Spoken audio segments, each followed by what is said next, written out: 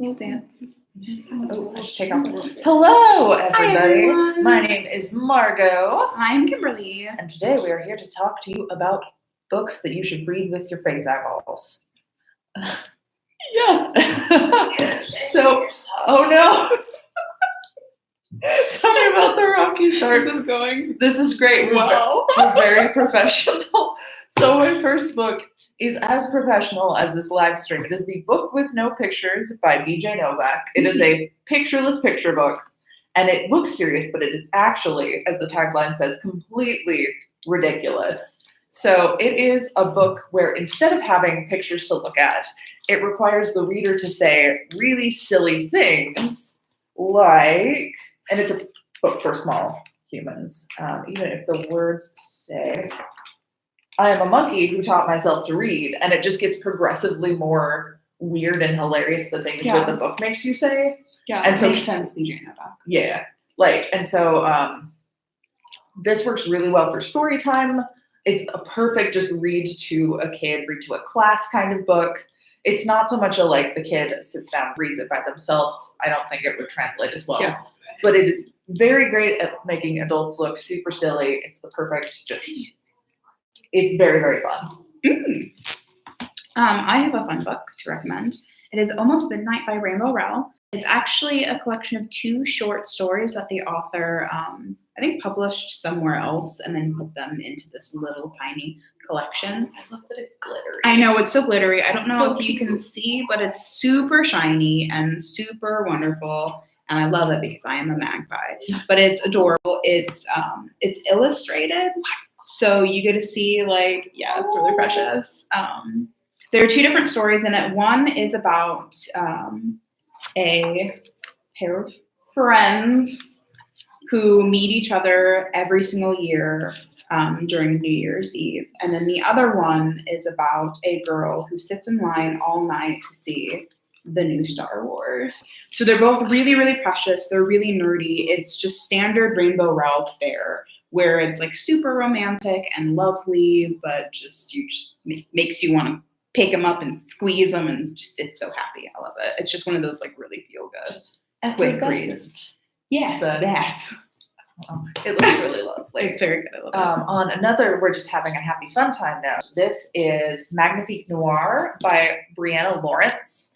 I actually found out about this book by meeting the author at a Comic-Con, and she was selling them at a booth, and I was like, I'm going to flip through this, and it's all about a bunch of magical girls who fight crazy monsters, and the magical girls are very relatable. They're young, sort of early 20s. They like video games, they like YouTube, and it's just super fun personalities. I can't say too much without spoiling it, but if you want cute romance, a bunch of amazingly well done queer characters like this, read this book. It's so good. I also have a really cute queer romance rec. This one's called Fake Dating the Prince. It's by Ashlyn Kane. This one was recommended by a friend of mine, and what appealed to me when they were telling me I should read it was how they described it as a Lifetime movie, but smarter. So this one's about a prince who asks a new friend of his to come to a party basically that his family is throwing and kind of be his fake date. It's called Fake Dating the Prince. You know what it's about.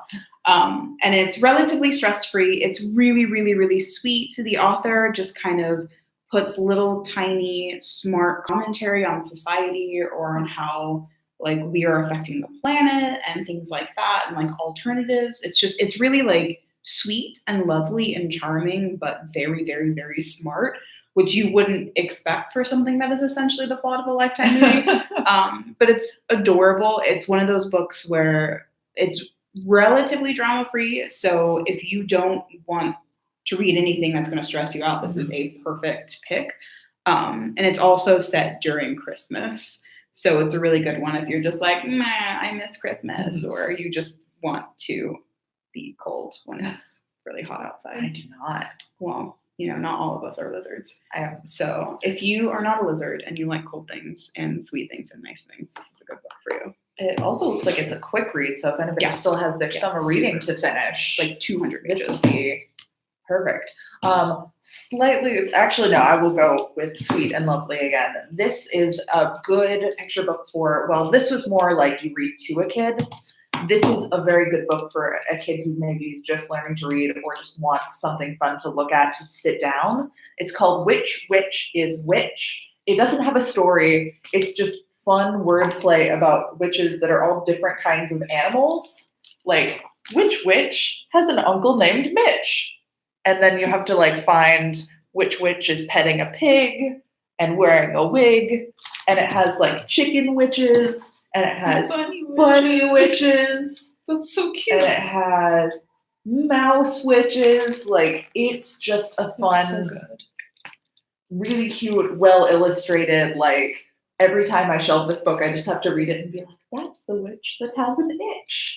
And like, it's fun and it keeps attention. Yeah. So if you ever have a kiddo who just wants to look at something and then catch something new every time they read it by looking at the illustrations, which are gorgeous, this is a lovely one. Okay, the next one I have to recommend is a fantasy. It's an oldie but a goodie. I don't think I've read this in like 10 years, but I still recommend it as being one of my all-time favorites because it's so beautiful and wonderful. It's Daughter of the Forest by Juliet Mary Lear. It's actually a retelling of a fairy tale called The Six Swans. It's kind of an obscure one. I was looking up information on it right before the stream, but I couldn't find too much because it was last minute, which I don't recommend. But this is a fairy tale retelling. It's about a young girl named Sorha and her brothers. She was supposed to be the seventh son of the seventh son, but she is not. And basically her brothers are cursed and she must save them. And she goes on all kinds of adventures. And it's set in like ancient Ireland.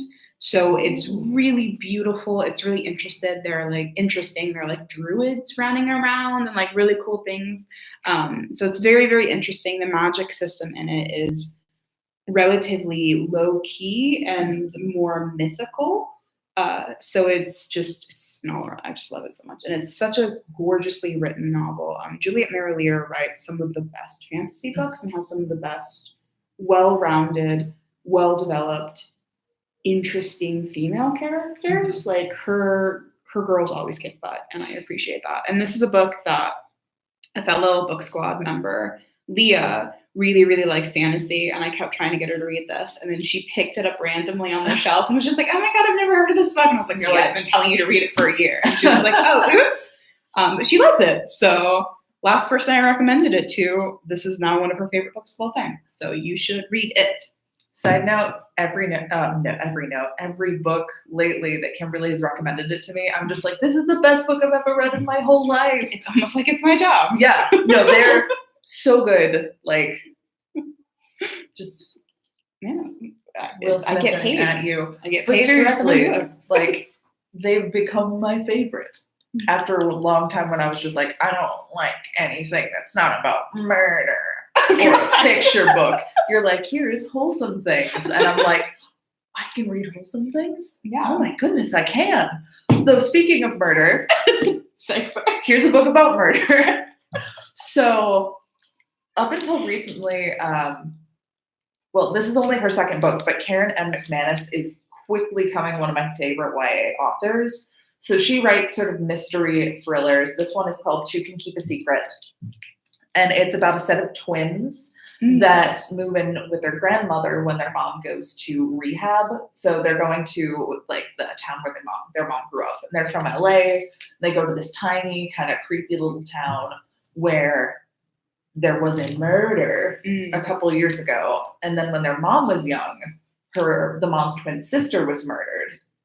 And the murder that took place a couple of years ago mirrors the murder of their aunts, who their mom never talks about. And the main character, she, like me, loves reading about murder. She loves true crime. She's all about like trying to figure this out. And it's just a really fun, engaging, like, I newned through this super fast the first time I picked it up. And I'm so excited just to see what this author does next. Is this a debut? Second one. The debut is called One of Us is Lying. Oh, which okay. I Yeah. would also I've read that recommend. But yeah, Two Kings Keep a Secret is, if you like Truly Devious or anything by like E. Lockhart, Maureen Johnson, like you would love these books. Cool. The last one I have is a very precious book. It's called How Not to Ask a Boy to Prom by S.J. Gosley. This one is adorable. It is a madcap adventure. It is absolutely silly. It is so ridiculous. It is essentially just fan fiction that has been published. So there's just a lot of ridiculous situations that these two characters are put in. Basically, what happens is the main character kind of gets forced into a promposal and ends up agreeing to fake date. I have a lot of fake dating books. Yeah. Fake date one of his classmates. And then, of course, things are revealed as it is a YA romance. So it's just really, really, really cute. This one, when I read it, it reminded me a lot of Red, White, and Royal Blue by Casey McQuiston, which is a really, really, really popular book right now that is always checked out, and all the Lucky Day copies are always checked out. So if you're waiting for that one, this has a very, very, very similar vibe to it.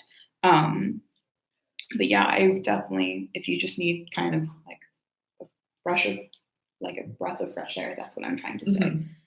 This is a really, really good pick if you just need something sweet and cute and quick. Yes. So my last book is going to be one of my new favorite fantasy series by Cresta Cowell. She's the author of the How to Train Your Dragon series. Oh. And this is her new series called The Wizards of Once. Anytime lately somebody's been looking for a new fantasy series, like this is my go-to. It's about this world. It's basically ancient, sort of pre-medieval Britain, where the world is divided into two groups of people. There are wizards, which are wizards, and then there are warriors who fight the wizards. And then of course there are witches who are not like actual witches like you'd think, Harry Potter style. They're these big, terrifying creatures that almost destroyed the world. So like classic witches. Classic witches. Like the crone. Yeah. And they're horrifying and impossible to kill. That's amazing. So it's about a boy named Czar, who is the son of the sort of chief of the wizards, and a little girl named Witch, who is a warrior with an eye patch and an enchanted spoon. And they go on all sorts of crazy madcap adventures to try to defeat a witch. And if you like audiobooks, this audiobook is narrated by David Tennant. Ooh. And he sings a silly song in it. Yeah. So again, this one is really fun. I haven't read the second book yet, which is out, but it sets up a world that I'm excited to see what comes next. Cool. So yeah, I think that is everything that we have. I have. If anybody has any questions or wants to get a hold of us, you can find us at Twitter, Facebook, and YouTube.